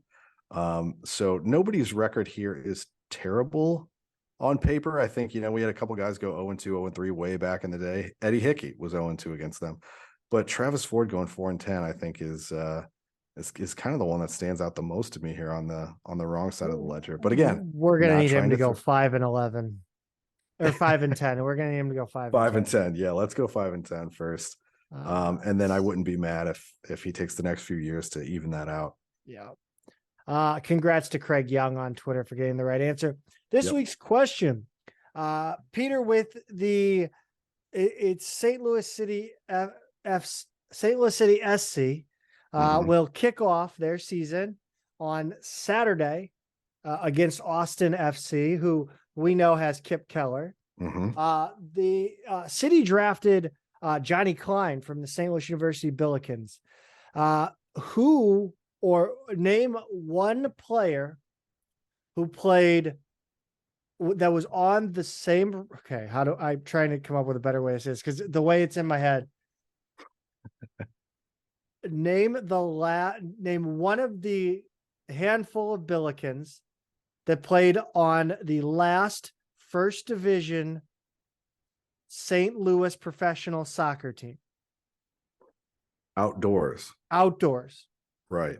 Okay. Outdoor soccer, because currently there are 3 former Billikens on the St. Louis Ambush indoor team, Robbie Cristo, Anthony Brown, and Christian Briggs. Yeah. So we're not trying to be clever here. No. We're talking outdoor First traditional division. soccer. Yeah. Women's basketball, Pete, we mentioned in the outset, the team has really picked it up. They have. I mean, but look, they started off the week with this loss to Richmond, and it was on the road. They were coming off a 5-game winning streak. It was going to come, they weren't going to carry this through the end of the season, right? What went wrong here was a 9-point third quarter. The bad quarter came back to haunt them. They actually led by 3 at halftime, and then shot 17% in the third quarter. So, Zach, like, look, did I want this game? Yes, but like, they weren't, like I just said, they weren't going to be winning out this season, right? And it's not necessarily bad to have a little bit of a reminder on the road that you're not invincible. No, not at all. This was again, it's one of those where you've got a team that's still learning to play with each other. You go on the road, you're not really expecting a whole lot. Yes, Richmond's middle of the pack, 6-6 in conference, but I mean, they're a decent team. They're 16-9 overall. This is a fine game to drop. Playing on the road in the A10, we talk about it all the time, is tough. Run us down the stats in this one. Yeah, I think Coach Tillett's comments were kind of on point. She said they shot too much from outside.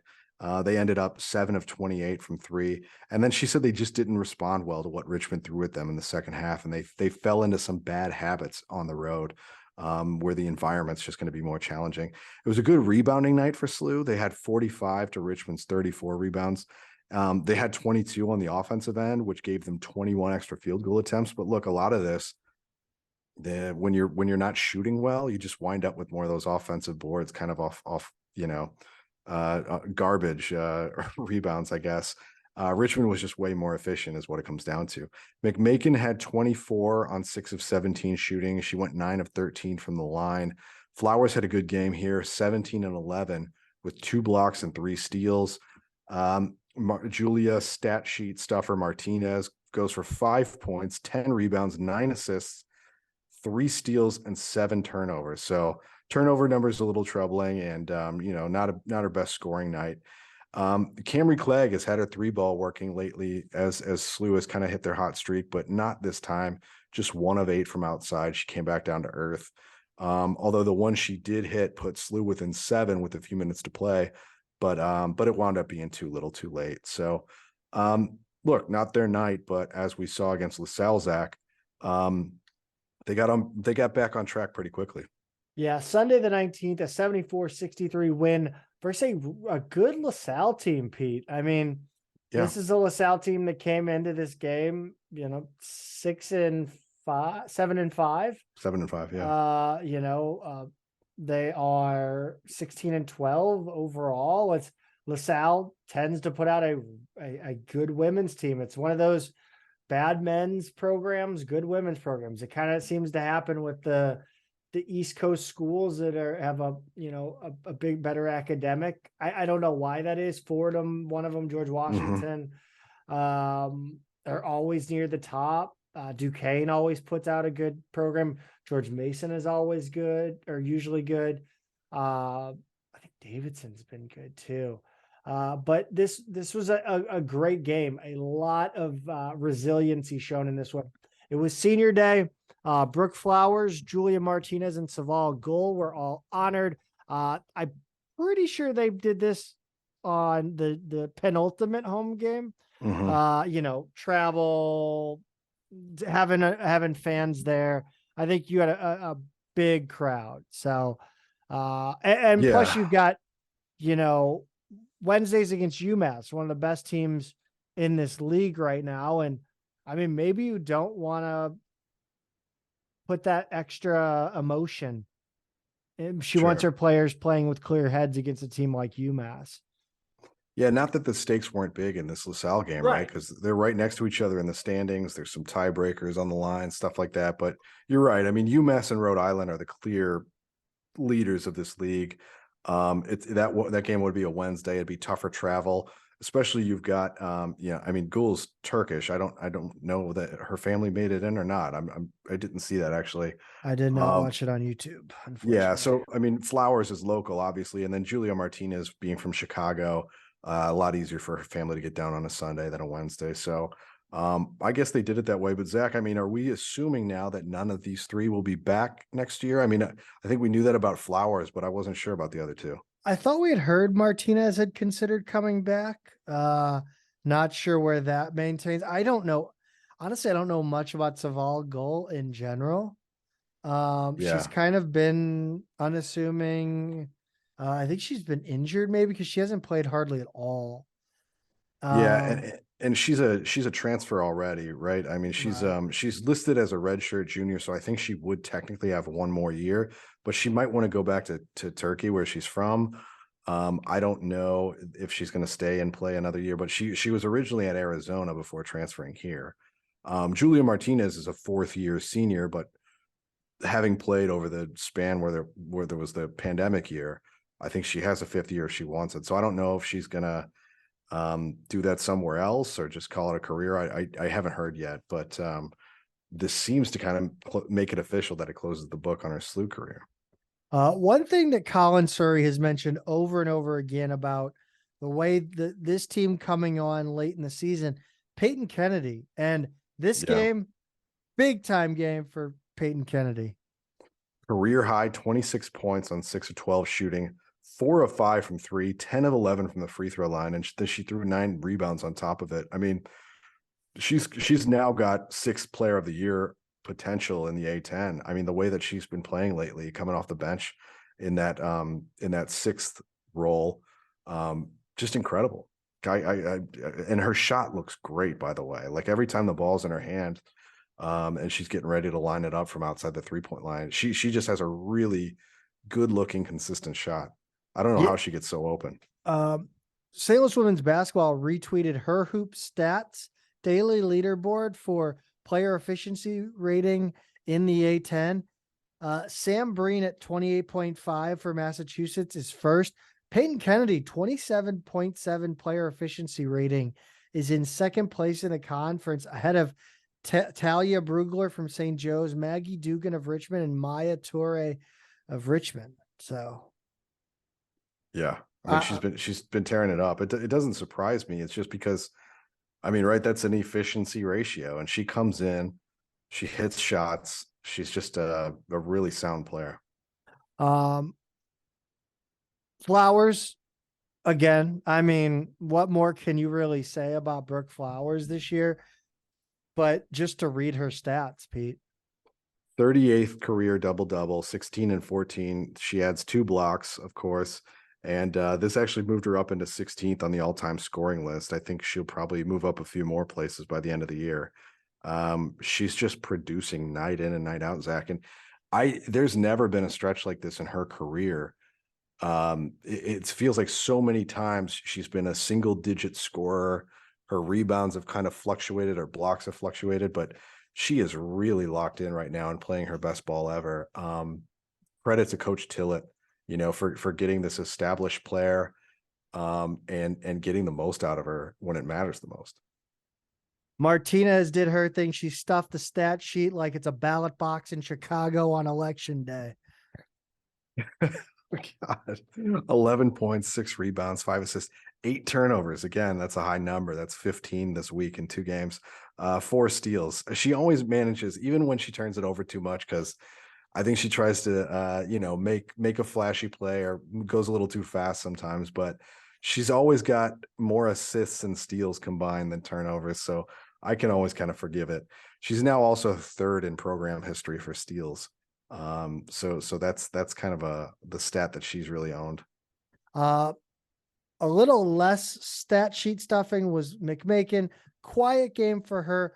But I mean, when this team is winning and McMakin is quiet, that's when you know they're really playing well. We had a game last week where I think she had 14 field goal attempts, and that felt low, and it's a game we won. This game, she went 3 for 12 from the field, 1 of 5 from 3, and finished with just 12 points. The thing that's out to me. She was only 5 of 11 from the free throw line. She's normally a pretty good free throw shooter. And I do like that this week she got to the line for 13 free throw attempts against Richmond and then 11 against LaSalle here. I think that's a really nice part of her game is drawing fouls. And even if she didn't shoot free throws well in this game, look, it wasn't her game. I do like that she is emphasizing that, right? Because shooting her fadeaways, runners, leaners, whatever, from all over the floor, it works when you're hot, but you have to also make defenders aware that you can also put it on the floor. And she's a good free throw shooter. So I think she's really got to lean into that aspect of her game more. Weak start in this one, just 12 points in the first quarter, but kept getting better as the game went on. The Billikens held LaSalle to just 4 points in the last 6 minutes. Billikens shot 37 free throws compared to just 7 for LaSalle. So, I mean, it's maybe some home cooking, maybe just attacking the basket. Billikens went 7 of 13 from the three, while LaSalle went 6 of 27. Almost like a bizarro world version of the Billikens versus Duquesne. It's almost like opposite and caddy corner at the same time. It's a weird one. Only 2 regular season games left, as you mentioned. Wednesday as we mentioned, 22nd, Wednesday versus UMass. That'll be the last home game. And then Saturday, 25th at Loyola. They're going to need to avenge that Loyola loss. It was from where I sat at that Loyola game thinking this team was never going to figure it out. Like, this team was horrible. I don't want to watch this team anymore. And to where they are now is just an incredible turnaround. But the Billikens have the first and last place team in the league. Imagine if Loyola came in and was good. Like, this could be the first and second, third, or fourth team in the league. I think we all thought Loyola was going to do better than last in both men's and women's. Pete, run us down the standings real quick. Yeah, really interesting standings here. UMass and Rhode Island are tied in first now at 13-1. I think their net rankings are both hanging around number 60. I kind of wonder if this could be a multi-bid league this season, Zach. I mean, they're both 22-4, 23-4 overall. I don't know. There's you squint and maybe if a few things break right, we could see 2 teams get in. George Washington's in third at 9-5. St. Joe's and Fordham are right behind them at 8-6. Sorry, SLU also 8-6. So there's a 3-way tie there. St. Joe's, Fordham, SLU, and we lost to St. Joe's. Yes, we hold the tiebreaker over Fordham though. Right, and we also do over George Washington. But yeah, so we'll see how that breaks. LaSalle, we also own the tiebreaker over them, and they're right behind SLU at 7-6. Duquesne 7-7, Richmond 6-6. I don't know how they've played so many fewer games. George Mason is 7-8. Davidson 5-7. Dayton is 4 from the bottom at 4-9. VCU is 4-10. You've got St. Bonaventure at 3-12, and Loyola 1-13, and we know the one is against SLU, as we just said. Got to get revenge for that this season, or this week. Zach, I think the expectation is probably that we go 1-1 this week. Yeah. Absolutely. Which puts SLU at 9-7. Yes. When we talked to Colin a few weeks ago, he said, I could see this team getting to 500. They're guaranteed to be at least 500. If this breaks the way we expect to, that would be a really impressive first-year performance for Tillett, I think. Yeah, I think so. I think she also had a very talented core of returning SLU players. Sure. And so, the transfer Peyton Kennedy. I think, was Peyton Kennedy was a Billiken. She was already a Billiken. Yeah. Kennedy Calhoun and Kyla McMakin and Bree Johns came in. Bree Johns was St. John's though, right? Camry Clegg was St. John's. Sorry. Yeah. Camry Clegg. So Camry Clegg comes in. That's we know that they have talent to play at a certain level. And then obviously the Longwood players have finally meshed both it's like yours, mine, and ours. Yeah. Anyway, let's head over to baseball. Not a good weekend on either diamond for the Billikens. Pete, run us down to the first game real quick. Yeah, so SLU started the season on the 17th down in Hoover, Alabama against Marshall. They took, excuse me, an 11-4 loss because Marshall got out to a 6-0 lead in the second inning and never really looked back. Dawson Smith took the loss in this one, but Grant Fremion had a tough go after replacing him in the second inning. So both of them got dinged up a little bit here. Henry Littman was a bright spot out of the bullpen. He pitched a scoreless 3 2/3 innings. SLU had just 7 hits in this game, but struck out 13 times. Not their day. Not a great opening day. A little bit better on the 18th, but still struggled in this one, Zach. Yeah, 8-4 loss. SLU tied it at 1 in the third. Marshall added 3 more in the fourth. Fogarty tied it with a 3-run bomb in the fifth. Marshall scored again in the sixth and put it away with 3 runs, all unearned in the eighth. Man, Caleb Thompson started and had 4 earned runs in 3 innings. Luke Gasser took the loss with that 5th run allowed. Pete, talk us through the 19th. 10-5 loss here, and this was a weird one. SLU got out to an early 4-0 lead that they held on to into the 6th, and that's when Marshall finally got to SLU's starter, Owen Chaffin. Is it Chaffin or Chafin? I'm going to go with Chafin, from my literary history class. He only had. I think Chafin was a writer, wasn't he? I don't know. Shit. Maybe I'm thinking Chopin. It's 2 F's here though. AFF. Anyway, he only allowed 1 hit in the first 5 innings, and then they got to him in the 6th. Marshall scored 5 that inning. SLU tied it in the bottom of the 6th, and that tie held all the way into the 9th when Marshall got 5 more. Jack Weber took the loss in this one. If we're looking for bright spots in the lineup, sophomore Patrick Cloisy. Yeah, he went 3 of 4 with a home run and 3 runs scored. So really nice game out of him. But yeah, I wanted to get at least one of those games against Marshall. I know they're a good squad, but a couple winnable games there that just got away from them. Softball. Next up for the Billikens, they'll go to Fort Myers, Florida on February 24th through the 26th and play the Gophers of Minnesota. On the softball side, they lost both at a doubleheader versus SEMO on February 19th here in St. Louis at the Billiken Sports Center. 10-9 loss in 10 innings. It's the earliest home opener in program history, Pete. This game was tied 4 heading into the 10th, which turned out to be a 6-5 inning. SLU had a 4-run first inning, which SEMO chipped away at to eventually tie. Chloe Wendling takes the loss. Kendall Johnson had the best game at the plate, going 2 for 5 with 3 RBIs. Pete, run us down the back half of this double dip.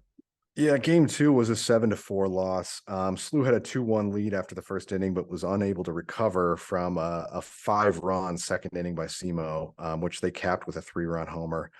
Gabby Kowalik went 4 for 4 with a stolen base and 2 runs, and Taylor Hockman got the loss.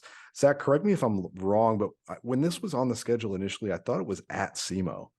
I don't know if this was supposed to be the earliest home opener in program history. Interesting. You know what? Now that you mention it, not sure. I thought, you know what? I think I remember they don't come home for a while, and then they had a game against Valpo canceled.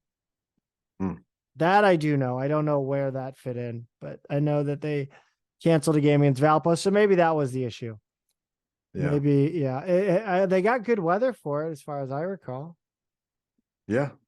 So they had to the beautiful St. George, Utah Tech tournament. February 24th to the 26th includes Weber State in addition to Utah Tech. Formerly known as Dixie State when they entered Division I a few years ago, but they've changed it to the more soft sounding Utah Tech. Yeah. Whereas Grady Dick over at Kansas has kept his last name. Dixie State. I know. No sense. Yeah. I'm following you. I'm just making dumb jokes. Men's tennis 7-0 win versus Eastern Illinois on the 16th at St. Clair Tennis Club in O'Fallon, Illinois. SLU swept doubles play before going 6-0 in singles with Fukushima, Castellanos, Leonardo, Bahoon, Sadowski, and Kumar all posting wins. Next versus Lindenwood on Thursday the 23rd and Butler on the 26th, both at St. Clair Tennis Club. Do you want me to do women so I can get the names? Do you want to go for it? Yeah. Wow us all here. Tip my hat. Women's tennis 5-2 win versus Eastern Illinois on Wednesday the 15th at St. Clair Tennis Club. EIU won 2 of the 3 doubles matches to start the contest, so SLU had to battle back in singles, and they did, winning 5 of 6. Elizabeth Minitsova, Fiorella Duran, Senia Alashina, Maya Spencer, and Sandra Ginez. I'm going to go with Ginez on that one. All picked up victories. Next up, this was the match versus Valpo I saw come across my notification. That's what I'm saying about this app.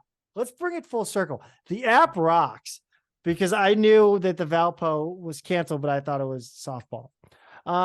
Yes, their match at Valparaiso on Sunday the 19th was canceled. Next against Missouri Western at St. Clair on Tuesday the 21st. Pete, give us track and field. They ran at the Eastern Illinois Friday night meet on February 17th. The men had a few first place finishers. Will Stewart, 22.75 in the 200 meter. And then Patrick Donovan, who ran 4:15.72 in the mile. On the women's side, Angelina White set a new school record in the weight throw at 16.39 meters. And then they had first place finishers, Patricia O'Neill, in the 400 meter she ran 1 minute and 35.35.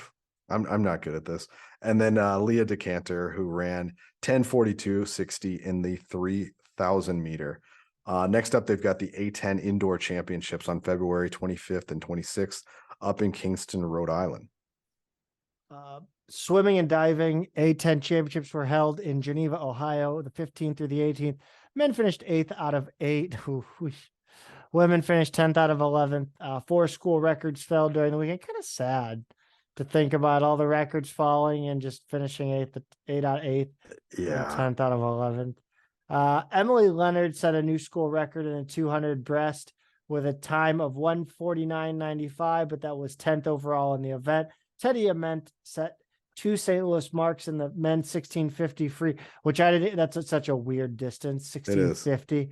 I think that's a mile, technically. I think that's a mile swim. Is that what it is? Yeah, it's got to be. So. Yeah, I think it's a mile swim. Free with an overall time of 15:53. For the record, my best mile swim is like 32. So just for relation there, just so everybody knows. So even like a below average college swimming program. Yes. My God. It's like they're saying, really good. It's like shitting on Cam Jansen of the Blues for being a bad player. He could go out to any beer league and score 10 goals. Right. Yeah. So in the 1650 free with 15:53.11, and his 9:33.96 split for the 1,000 yards also established a Billiken record, meaning that the first 1,000 of his 1650, he swam at the record for 1,000 yards. He finished 5th. Daniel Verdico placed 5th in the men's 200 breaststroke in a school record, 1 minute 58:05. And I don't think SLU finished higher than 4th in any event. Pete, we got spring soccer announced. We do, for both the men and women. Yeah. The first game the men will play is on March 4th, Saturday, against Ohio State at Grand Park in Indianapolis. I know they've played there in the past in the spring. The first home game of the spring season will be Friday, March 10th, when the Billikens welcome STL City 2 at 6 p.m. And then they've got Saturday the 25th, 4 p.m. against Maryville at Herman. Zach, we've talked about this one already. With SLU takes on the Indiana Hoosiers Saturday, April 1st at 3 p.m. This one's at Soccer Park in Fenton. It's a rematch of the second round matchup of the NCAA tournament. It's also the Living Legacy match. Yeah, this one, it will most likely, I mean, I haven't like done my research on it, but I'm assuming it will once again be donated to the Living Legacy Foundation in honor of Kevin Robeson, the father of Kevin Robeson, assistant coach for Indiana, and Michael Robeson, former assistant coach for the Billikens. Yeah. And then the spring season wraps up on Saturday, April 15th against Kentucky at Herman Stadium. It's an 11 a.m. kickoff. The Wildcats were 15-1-5 last year and reached the third round of the tournament. All games at Herman are free to attend. I think that's probably also true of the women's games too, Zach. I think so. Also, a little birdie said that they are actually going to be able to do the Browns boot at City Park again. They're actually going to pull that off in the fall. So that would be sweet. Yes. Yeah. Women's soccer spring schedule. First 2 are on the road and then 3 at Herman. As Stu Durando pointed out on Twitter, it's pretty condensed. I believe 5 games in 25 days. April 5th at SIUE at Ralph Cordy Stadium, 7 p.m. April 15th at Mizzou at 1 p.m. April 19th here versus Central Missouri at 7. April 26th versus Wash U here in St. Louis at 7 p.m. April 29th against the Fighting Illini, 2 p.m. April 29th. I think definitely get out April 1st to the Living Legacy match. Get out to a women's match. Check them out. I know they're running injured big time. I'm very interested to see that Kentucky men's match as well. Of course, they're free. It's an easy barrier of entry for someone who is just a Billiken basketball fan right now. Yeah, it's and these are 2 teams that should be very good again this fall. Certainly teams that will probably both be expected to win the conference. So get out, get a look at them in the spring. Some of those younger players are going to get some run. You're not going to see the seniors who are moving on. Should be pretty interesting. That wraps up the week in Billiken athletics. Follow us on Twitter at Midtown Mad Pod, at Peter is a tweeter, and at Zach Miller MMP. Instagram, we're at Midtown Mad Pod. We appreciate any and all suggestions you might have for the show. Reach out to us if you have any ideas at all. Please go subscribe and leave us a review. 5 stars would be awesome. As always, Pete, go Bills. Go Bills.